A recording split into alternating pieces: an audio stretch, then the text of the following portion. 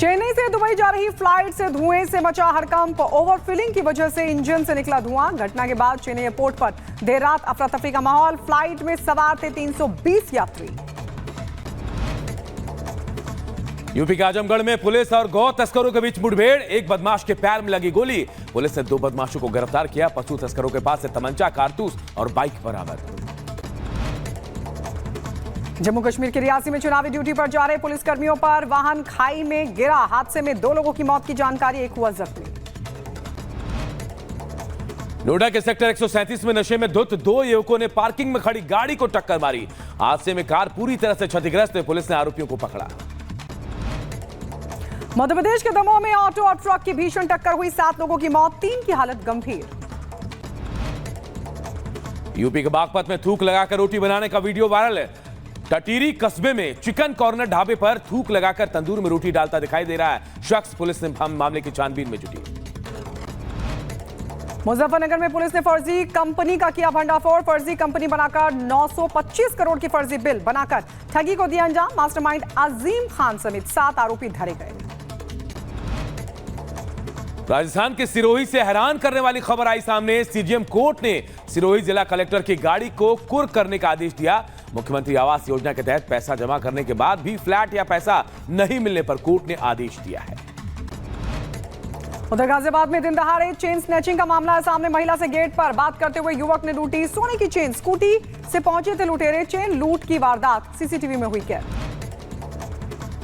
Bulandshahr police ने एक बार फिर फर्जी आईपीएस को किया गिरफ्तार। आरोपी शफीक आईपीएस बनकर लोगों को फोन पर धमकाकर ऐंठता था रुपए। आरोपी के पास से फर्जी आईडी कार्ड और कागजात बरामद। रायबरेली पुलिस ने 4 शातिर बदमाशों को किया गिरफ्तार। एक शख्स को किडनैप कर अरबों की जमीन हथियाना चाह रहे थे। आरोपियों से सोने चांदी के आभूषण समेत कार हुई बरामद। यूपी के प्रयागराज में दर्दनाक हादसा। ओवरलोड ट्रक ने स्कूल से लौट रही 5 छात्राओं को कुचला। हादसे में 2 की मौत। लोगों ने ट्रक में तोड़फोड़ की।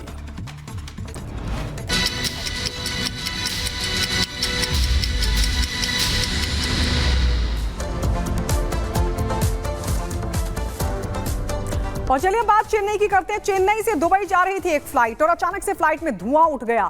ओवरफिलिंग की वजह से यह हादसा हुआ, जिसके बाद मचा हड़कंप। क्या हुआ इस रिपोर्ट में देखिए। चेन्नई के अन्ना इंटरनेशनल एयरपोर्ट पर मंगलवार देर रात उस समय हड़कंप मच गया जब दुबई जाने के लिए तैयार खड़ी एयरलाइंस की एक फ्लाइट के इंजन से अचानक तेज धुआं निकला। फ्लाइट में उस समय 320 यात्री सवार थे। धुएं का गुबार देखकर इंजन में आग लगने की आशंका से स्टाफ में हड़कंप मच गया। हालात को गंभीर देख एयरपोर्ट फायर स्टेशन से फायर ब्रिगेड को मौके पर भेजा गया। हालांकि फायर ब्रिगेड की टीम को इंजन में किसी भी तरह की आग लगी हुई नहीं मिली। इसके बाद सभी ने चैन की सांस ली। शुरुआती जांच में धुआं निकलने का कारण गर्म इंजन में ज्यादा तेल पहुंच जाना यानी कि ओवर फिलिंग को माना जा रहा है। सब कुछ सामान्य पाए जाने के बाद विमान को तय समय से करीब आधा घंटा की देरी से उड़ान भरने की इजाजत दे दी गई और सभी पैसेंजर के विमान में बैठने के बाद विमान दुबई के लिए रवाना हो गया। Bureau report, Republic Bharat. इधर नोएडा से रोंगटे खड़े कर देने वाला एक वीडियो सामने आया, जहां कुछ युवकों ने नशे में धुत होकर एक गाड़ी को टक्कर मार दी। 1 मिनट में पूरी खबर आप सबको बताते हैं। नोएडा के सेक्टर 137 स्थित सुपरटेक इको सिटी में रोंगटे खड़े कर देने वाला वीडियो सामने आया, जहां नशे में धुत 2 युवकों ने ओवर स्पीड में पार्किंग में खड़ी गाड़ी को टक्कर मार दी। टक्कर के बाद कार पूरी तरह से क्षतिग्रस्त हो गई। गाड़ी की स्पीड का अंदाजा आप इसी बात से लगा सकते हैं कि जिस गाड़ी को टक्कर मारी गई वो गाड़ी पूरी तरह से खत्म हो गई है। सोसाइटी के लोगों ने बताया कि ये दोनों युवक मेन गेट से काफी तेज गति से गाड़ी लेकर घुसे थे। सिक्योरिटी गार्ड इनका पीछा कर रहा था, लेकिन उनकी स्पीड इतनी तेज थी कि जब तक वो उन्हें पकड़ पाते दोनों पार्किंग में खड़ी गाड़ी को टक्कर मार चुके थे। आरोपियों ने धमकी भी दी थी कि पुलिस में मामला दर्ज करवा लो, उन्हें फर्क नहीं पड़ता। सोसाइटी के लोगों और गार्ड ने कार सवार युवकों को मौके से पकड़ लिया और पुलिस को जानकारी दी। पुलिस ने कार्रवाई करते हुए एफआईआर दर्ज कर ली है। मामले की जांच के लिए इन्वेस्टिगेशन ऑफिसर नियुक्त कर दिया गया है।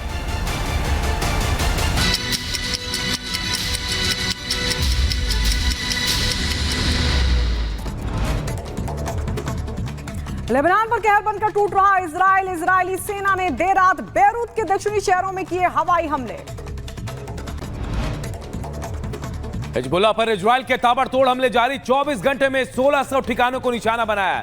लेबनान में इजराइल की एयर स्ट्राइक में अब तक 558 की मौत, 1800 से ज्यादा घायल।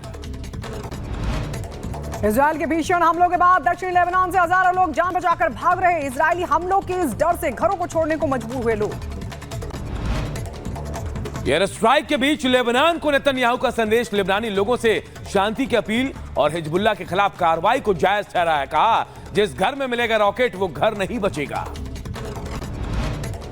उधर रूस से युद्ध के बीच यूक्रेन की सेना का दावा। आपको बता दें, योवचंस्क शहर में एक एग्रीगेट प्लांट पर फिर से कब्जा किया गया। यूक्रेनी राष्ट्रपति जेलेंस्की आज यूएन महासभा को करेंगे संबोधित। अमेरिका और पश्चिमी देशों से रूस के सैन्य ठिकानों पर लंबी दूरी की मिसाइलों का इस्तेमाल करने की मंजूरी की कर रहे हैं मांग।